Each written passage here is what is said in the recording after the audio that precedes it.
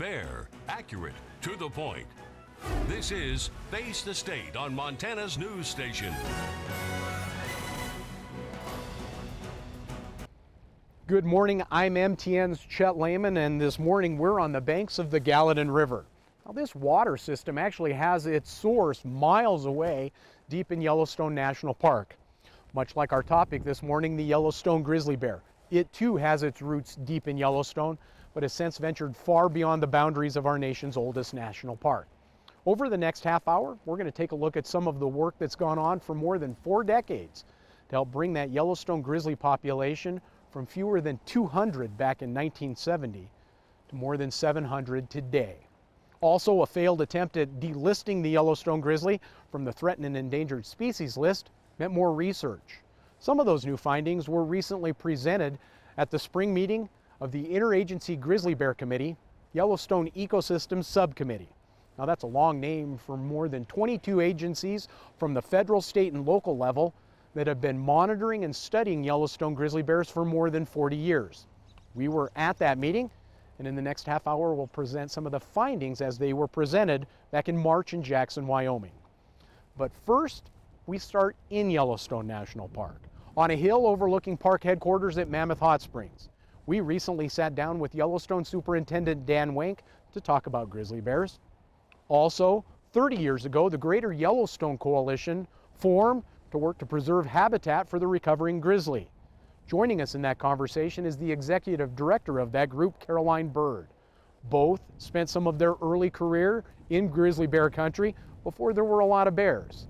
They've watched and worked to help the grizzly bear population get to where it is today, and both will be involved as recovery transitions to possible delisting. Our guest this morning, Superintendent Dan Wenk of Yellowstone. Dan, thanks for joining us this morning. Good morning. Also joining us this morning, Caroline Bird, the Executive Director of the Greater Yellowstone Coalition. Thanks for coming out and joining us on this morning. Oh, this is tough duty. It is tough, isn't it? Let's talk about our topic today. We're talking grizzly bears, and grizzly bears are an important part of life here in Yellowstone. Dan, let's talk about what does the grizzly bear mean to you as Superintendent of Yellowstone first time? Well, grizzly bears is an iconic species for Yellowstone. It's an iconic species for the West and for the United States. And Yellowstone really has been one of the last places where the grizzly bear population has continued to thrive. And there were times in the past where the population, because of the way the park was managed and because of decisions we made, that the grizzly bear was a threatened species. We are very pleased with where that species is now, and not only in terms of Yellowstone National Park, but the ecosystem overall. And I think it's an incredibly important part of the visitor experience for people who come to visit Yellowstone. I think most people hope to have an opportunity to see a grizzly bear in the wild, and this is one of the few places in the lower 48 where that can happen.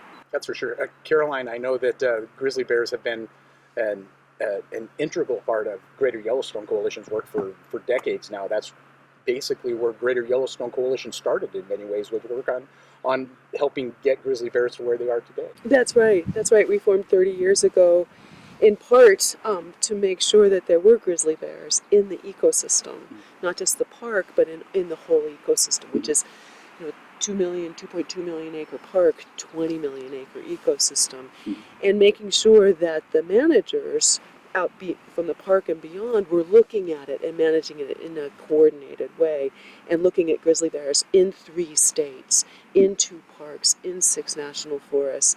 And so yes, grizzly bear is an iconic symbol of our work as well, and we're really proud of how far grizzly bears have come. I mean, it's really one of those great celebration stories. You mentioned how far it's come.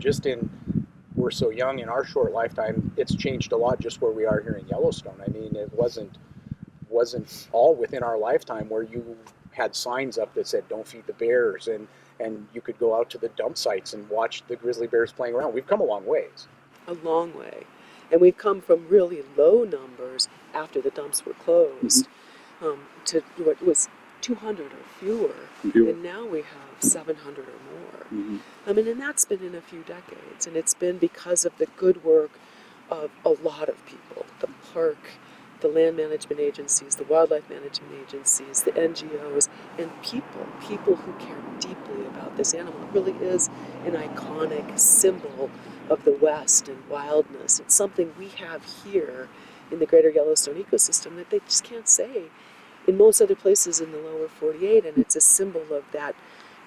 When you have grizzly bears, you have everything else. You've got that top predator, who's also an incredible omnivore. But if you've got grizzly bears, you've got wild country, you've got clean water, you've got all those other animal species that grizzly bears need to survive. The grizzly bears tell us we're doing a good job, and people love that. They come here because they love that.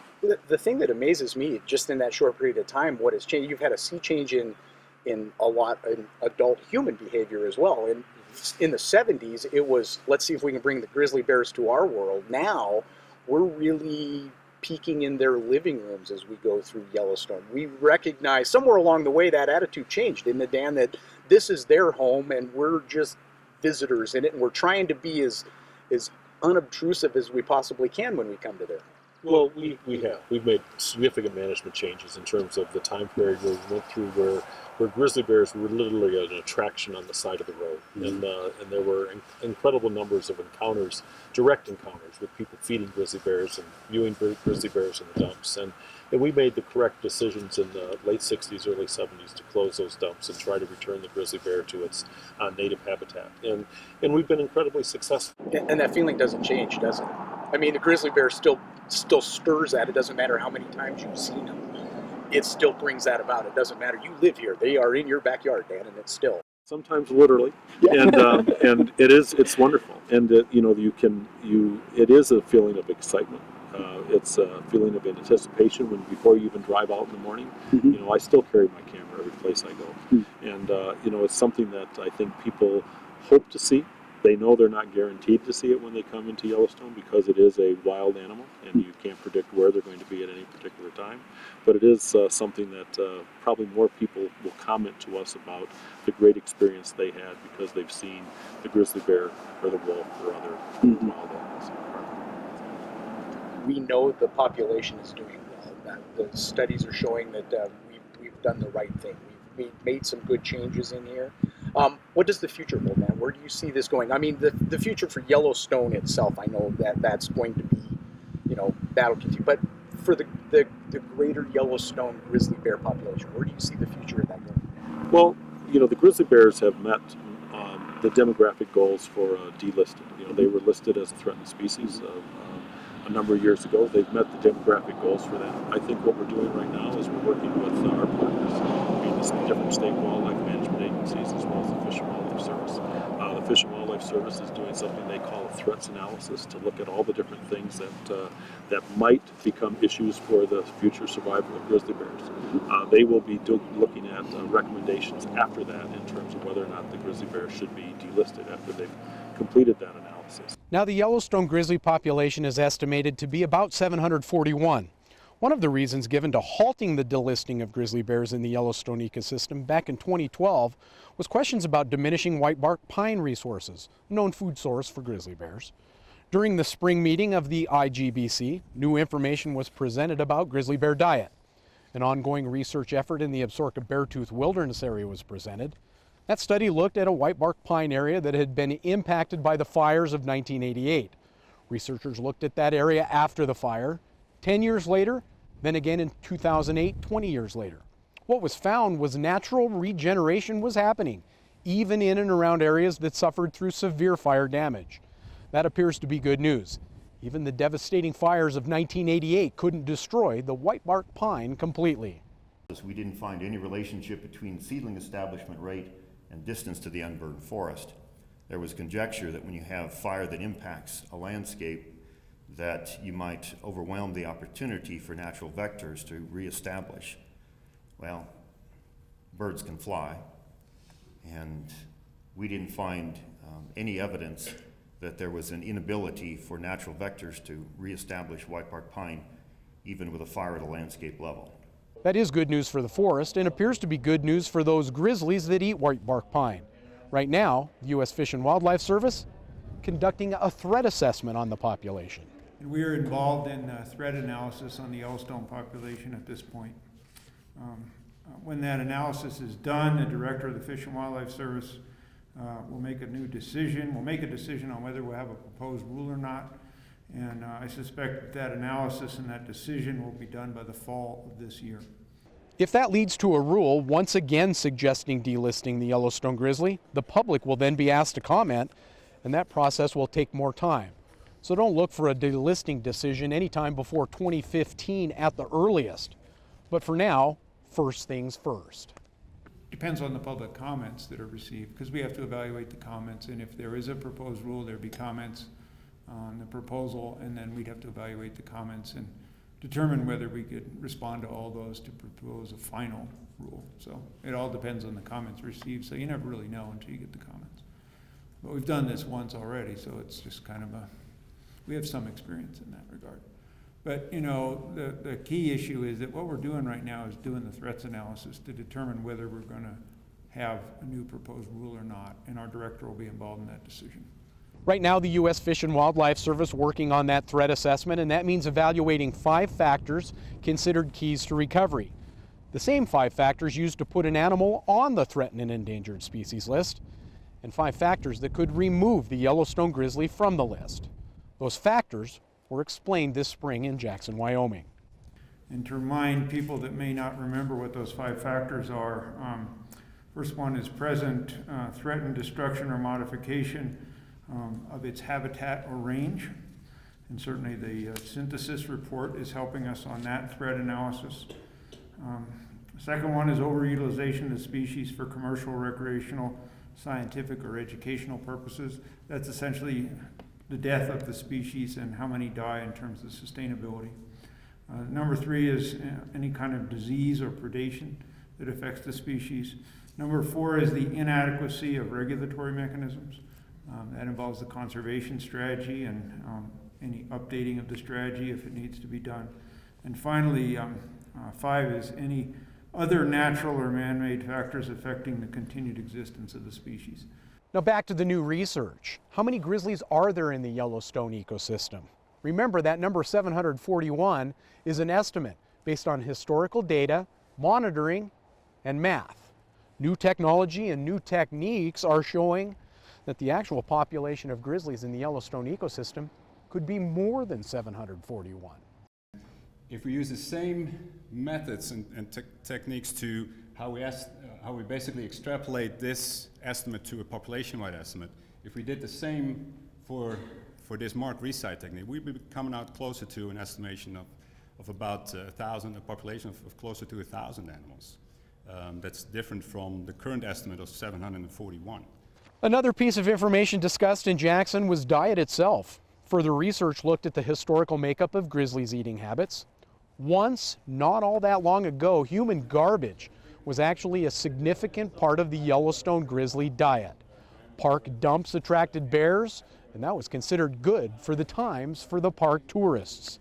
But in the early 1970s, researchers realized human grizzly conflicts were a direct result, and Yellowstone grizzly bear numbers were listed at just 136. The dumps were closed, and for the first time in decades, garbage was no longer available as a reliable food source for the bears. The grizzly bear population did not decline because of the loss of this food source. The population increased, in part because the grizzly bears adapted. Different diets over time as things change in the ecosystem. And a good example of that is once anthropogenic foods were not really available to bears anymore after the dump closures, after all the work that agencies have put into preventing bears getting access to anthropogenic foods. You see that reflected. That simply means the grizzly bears found something else to eat, whether it was more flowers and grass, which have always been a part of the diet, whitebark pine for those in higher elevations, or cutthroat trout for the bears living near Yellowstone Lake. Even mushrooms became a part of the diet for some grizzlies, and all seem to continue to enjoy eating ants. It would seem the Yellowstone grizzly simply found other dining options based on location and availability. That's considered a good sign for possible delisting. Some grizzly bears also eat carcasses of animals either killed by other predators or those that have died from other causes. Again, following the fires of 1988, research into the availability of carcasses in the northern reaches of the Yellowstone ecosystem sheds 2 decades worth of light on those as food sources for Yellowstone's grizzly bears. 1988 to 2012, a great disparity in the availability of carcasses as displayed by these transects on that part of the northern range, with a boom and bust sequence that ties closely to winter severity. In 1989, spring, almost 400 carcasses, and a winter with comparable severity in 1997. But otherwise, it sort of stutters along at less than 50 carcasses on those transects. Another factor looked at in many species in relation to diet is the number of young born. Very few births or scattered single litter births often indicate food was scarce for the mother. A lot of young being born in the spring, and the presence of multiple births from the same mother signals food was good and mothers are healthy. That all being true, recent research of new births in and around Yellowstone National Park would indicate the eating is good, and grizzly mothers are strong and healthy, and having cubs, unlike just about any other bear population on the planet. Not really many single cub litters, which we typically see after a good food year. We get a lot of twins, a lot of triplets, and we had evidence of 3-4 cub litters last year. So to answer to the concerns about dwindling white bark pine production in the Yellowstone grizzly bear study area, the research seems to show the grizzly population has been able to find food sources across the ecosystem. And the diversity of the food being consumed would indicate the ecosystem has a reliable amount of food for the future of the Yellowstone grizzly bear. Yellowstone grizzly appears to have found enough to eat, and its diet is full of variety depending on which part of the ecosystem it's living in. Also, females are giving birth to young in ways and numbers not seen in other grizzly populations being studied.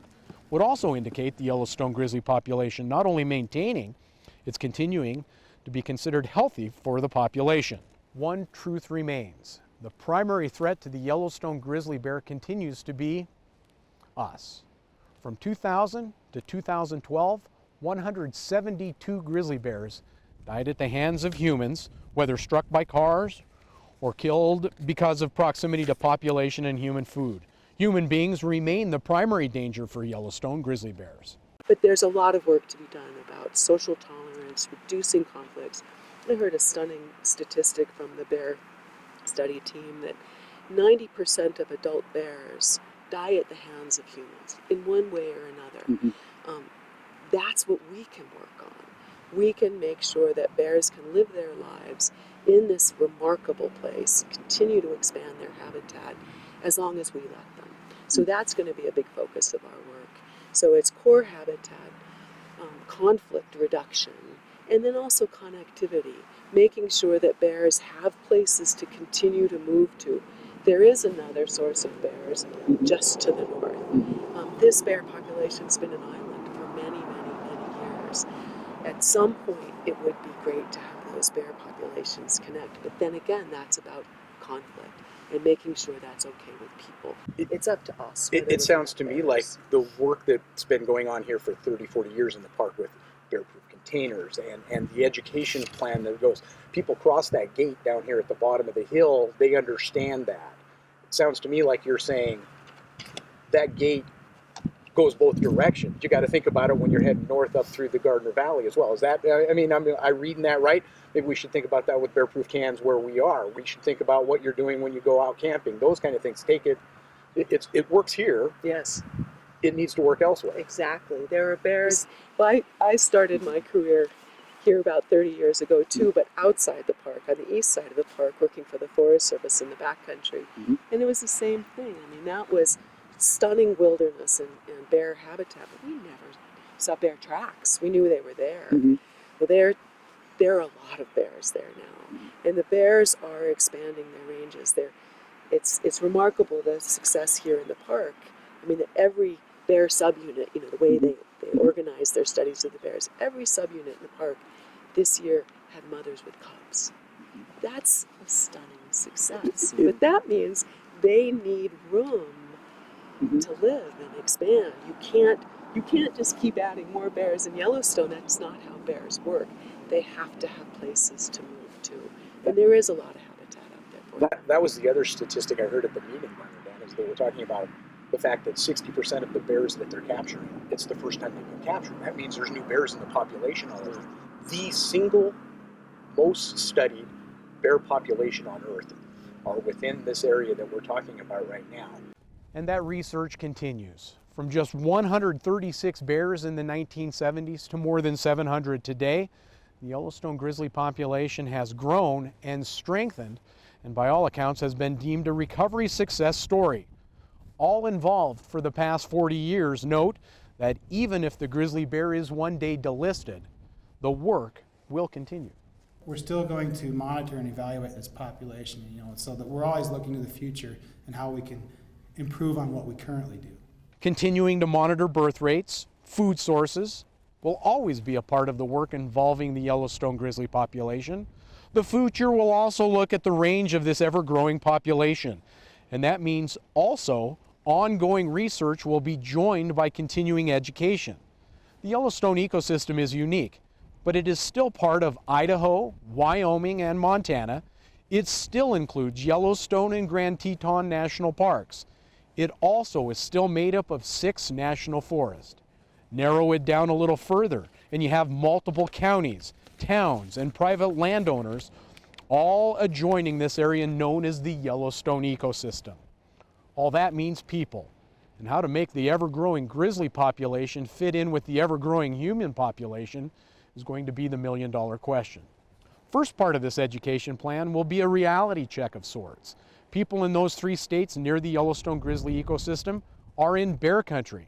This is not just a sign at the entrance to the park any longer.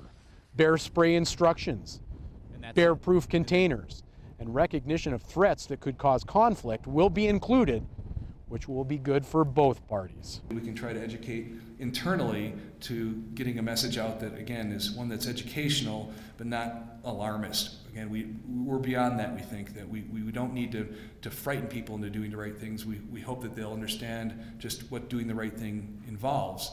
And again, whether it's living there, recreating there, visiting, we're in bear country. It's simple, and let's just move on and not be afraid of it. So 40 years ago, people's experiences with Yellowstone grizzly bears was human encouraged. Dump sites and feeding through car windows brought the grizzly into the world of the tourist. Today, 40 years later, most who enter into the park recognize to see a bear as a quest, but not as a zoo animal, but as a peek into the world of the North American wild predator. We now enter their world. The reality is the Yellowstone grizzly bear's world might be centered on the nation's oldest national park, but it is no longer confined to that space. A healthy grizzly population means more cubs and the need for more habitat. How will that look? Where will that be? And how will the people living and working in those new potential areas is the future work? For that to be effective, those involved today say everyone will have to play a role down the road. We were smart enough in the last 4 decades to get to here. Are we smart enough to go to the next 4 decades, Caroline? Are we have the tools? Are we ready to do that? Are we smarter than we were? I mean, because it's changing. You both have said that. It becomes different every day as we move forward. Are we smart enough to do the right thing? That's a really good question, and I think, yes, I think we need to learn from our experience so far. I think we need to keep adapting to what the bears are telling us they need. I think we need to continue to have good science. We need to continue to protect these core places that we know they need. And then we really need to learn to live with bears in places we haven't seen them in a long, long time.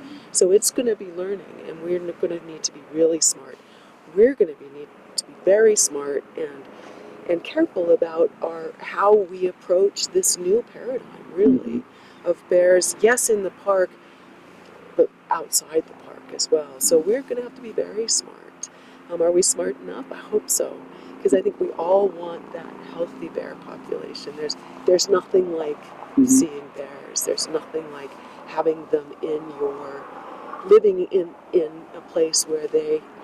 You know, it adds something that you just don't get elsewhere. It tells you that we are doing something very right about how we're managing our home. I bring that same question to you from a different angle. You mentioned 3.5 million visitors. I'm guessing that number is not going to start tapering off. So you're going to be dealing with more and more people all the time. Are we smart enough to be able to do that, Dan? You know, I think we're smart enough. I think in many cases, will we have the political will to do the things that we need to do? You know, as you know, when we talk about the grizzly bear's long-term benefit and well-being, I think we are talking about, in this ecosystem, we're talking about 3 states. We're talking about multiple county governments. We're talking about local municipalities. We're talking about people, and we're talking about private landowners and property rights, and people feeling for their personal safety, you know, in the areas immediately, you know, in this ecosystem. So I think we're smart enough. We know the things to do, but I think the question is, will we have the political will to do the things we need to you know, to work with the grizzly bear? And in many ways, you know, what we're doing for the grizzly bear, we're also doing for ourselves. And I think it's really a question of you know, how we will make some of those giant steps. We made a giant step in the early 70s when we closed the dumps. You know, there's more giant steps, perhaps. You know, a big step is, you know, what is it going to say? What are we going to say, and how are we going to manage the delisting of grizzly bears? You know, if in fact, you know, that's where we go to after the threats analysis. There will be a lot of political posturing and political discussions that will have to take place in order to make sure we're going to do the right things overall for the grizzly bears, things we know we should do because we are smart enough to know what those things are. We're moving in the right direction then? I think that's a really good point, though. It's what we need to be keeping at the forefront, what's best for the bear. What we do together as these 3 states in this ecosystem, what's best for the bear. That has to involve people. But if we keep that in mind, that what do they need and what do we need to live with them, and how are we going to let them be here? It's up to us. It's really a human, political, individual decision as to whether we have bears here or not. You both will be watching, I'm sure. Well, we're both going to be participating. That's what I figured. Yeah. And you know, I believe we are taking the right steps that we need to do to protect this ecosystem, which obviously includes the grizzly bear. And I think in many ways it's protecting ourselves. So the U.S. Fish and Wildlife Service threat analysis continued, as does the 40 years of research. We've seen the Yellowstone grizzly has been labeled an opportunistic omnivore. Nuts, grass, flowers, ants, even mushrooms and trout will be a part of a meal for this population of bears, the most studied on Earth. We also know the number 741 is an estimate for the number of bears in the study area, basically the Yellowstone ecosystem. And science tells us bears like to roam. The question now turns to how far and to where. Human beings nearly pushed the Yellowstone grizzly to extinction. 4 decades later helped assure that didn't happen. What will the next 40 years hold? How will a Yellowstone grizzly be managed far from the boundaries of our first national park? How will people living far from the park adapt to grizzlies moving into their neighborhoods? All those questions yet to be answered. But unlike the work that was started 40 years ago, researchers now have lots of information to work from. That means in the short term, people will still be traveling from all over the world to this area, hoping to get a glimpse of a grizzly on a hillside.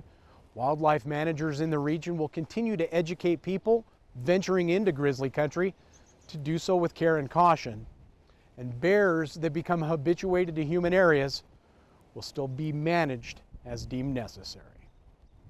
I'm Chet Layman. On behalf of all of us at the Montana Television Network, thank you for watching this edition of Face the State. Thanks for watching Face the State. This has been a presentation of Montana's news station, Fair, accurate, to the point.